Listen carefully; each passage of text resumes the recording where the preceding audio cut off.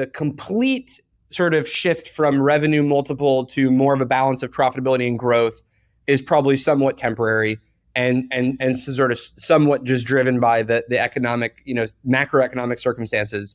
I think that, but I think some of it is not transitory and is going to be with us forever, which is the kind of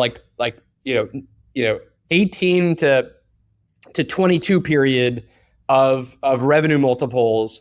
I think are probably just done for, they're fully over because I think we figured out that you can't sustain you literally can't sustain those in the exit scenario in the public market.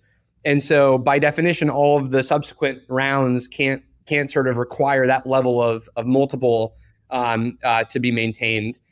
Because, if you're investing in, if you believe that your valuation is sort of 30 or 50x revenue, like the public market eventually will converge on some discounted free cash flow way of measuring your business, whether it's, the first year of going public or the fifth year, who cares? Like at some point, that is what you're going to converge on.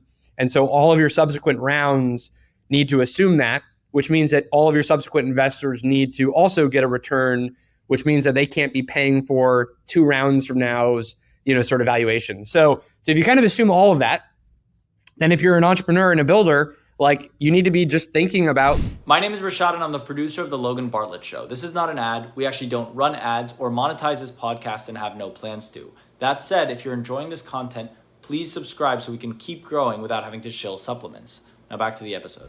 Then if you're an entrepreneur and a builder, like you need to be just thinking about like all of the, kind of like normal, boring business things, like what kind of gross margin will likely produce a 5 or 10x revenue multiple company in the public market. Well, that gross margin probably needs to be like, 70 to 85%, let's just say, to make up kind of large numbers. What is the rough operating profit? What's the rough, kind of efficiency you need from your sales and marketing teams? How much can you invest in R&D as a percentage of revenue? Like all of these kind of things, like you should be working backwards from like, what is a public company likely going to get valued on, and making sure that you're always within, the ability to like toggle the business so you could get there in 1 or 2 or 3 years, versus building a business model where it's always going to take you 5 to 10 years and you're going to keep kind of like kicking that can down the road.